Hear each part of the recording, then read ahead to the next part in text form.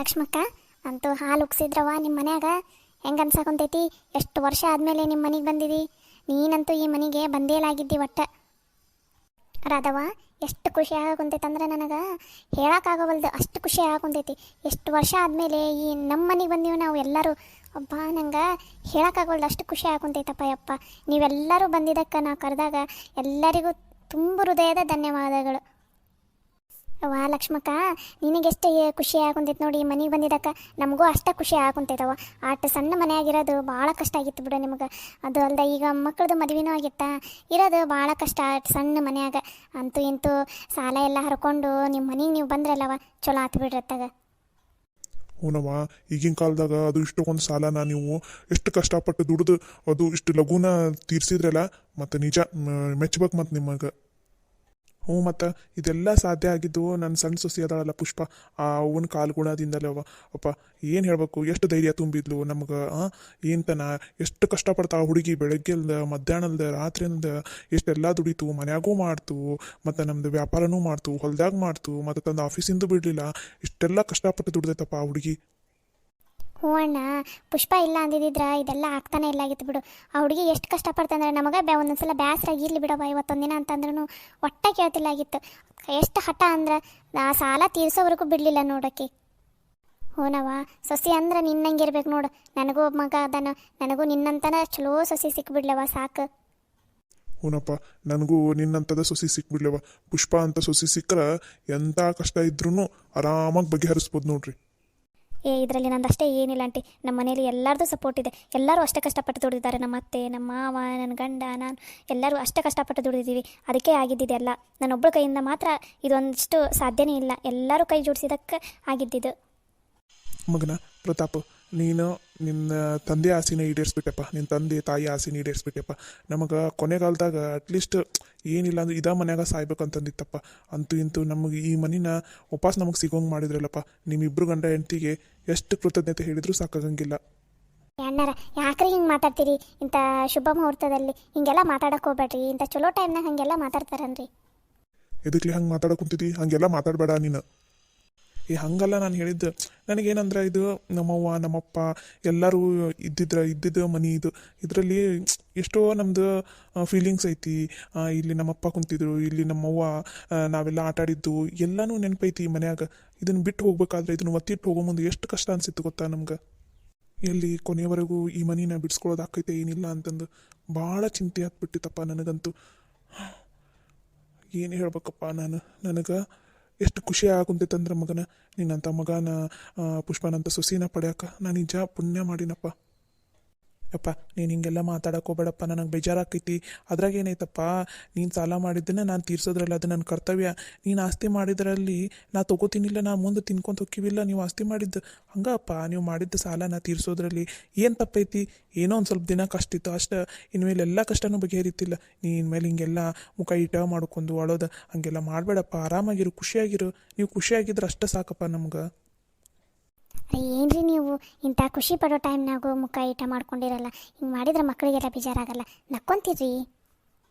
ಹ್ಞೂನಪ್ಪ, ಇನ್ಮೇಲೆ ಹಂಗಾರ ನಾನು ನಕ್ಕೊಂತಿರ್ತೀನಿ. ನನಗೆ ಇನ್ಮೇಲೆ ಏನು ಚಿಂತೆ ಐತಿ ಹೇಳ? ನಿನ್ನಂಥ ಮಗ ಅಂತ ಸೊಸಿ ಇರ್ಬೇಕಾದ್ರೆ ನಾನು ಎದಕ್ಕೆ ಚಿಂತೆ ಮಾಡಲಿ ಹೇಳು? ಯಾವುದಕ್ಕೂ ಚಿಂತೆ ಮಾಡೋಂಗಿಲ್ಲ. ಇನ್ಮೇಲೆ ಏನೂ ಚಿಂತೆ ಮಾಡೋಂಗಿಲ್ಲ. ಆರಾಮ್ ಖುಷಿಯಾಗಿರ್ತೀನಿ. ನನಗೊಂದು ಮೊಮ್ಮಕ್ಕಳನ್ನ ಕೊಟ್ಬಿಡ್ರಪ್ಪ, ಅಷ್ಟೇ ಸಾಕು. ಮೊಮ್ಮಕ್ಕಳ ಜೊತೆ ಆಟ ಆಡಿಸ್ಕೊಂತ ಇದ್ಬಿಡ್ತೀನಿ ನಾನು.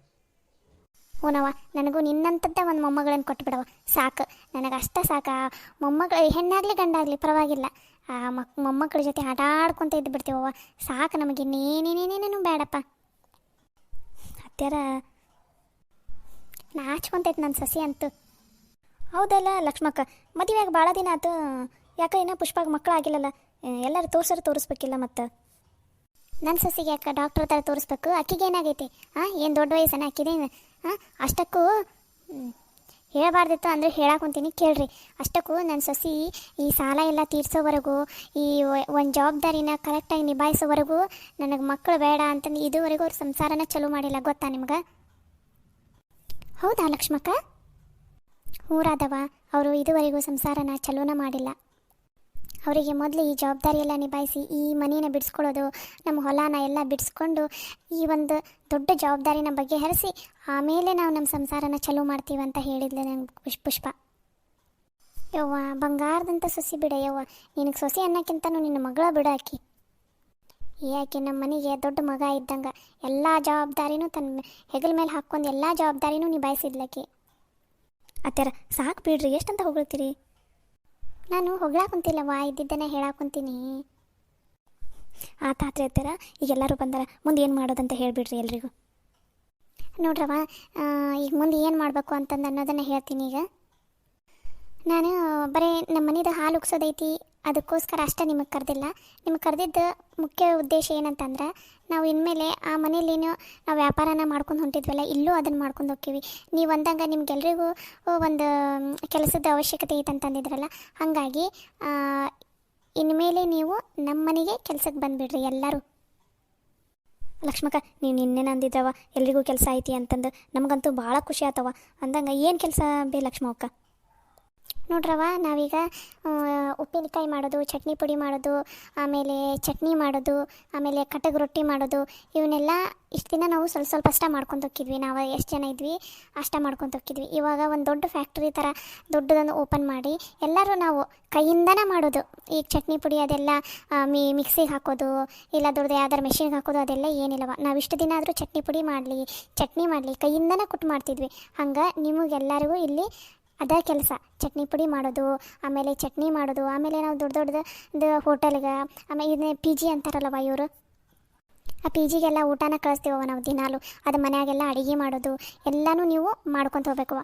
ಮನೆಯಾಗೆ ಈ ಕೆಲಸ ಇದ್ದಾಗ ಇಲ್ಲಿ ಮಾಡೋದು. ಇನ್ನು ಸ್ವಲ್ಪ ಜನ ನಮ್ದು ಯಾಕಂದ್ರೆ ಈಗ ನಮ್ಮದು ಹೊಲನೂ ದೊಡ್ಡದಾಯಿತು.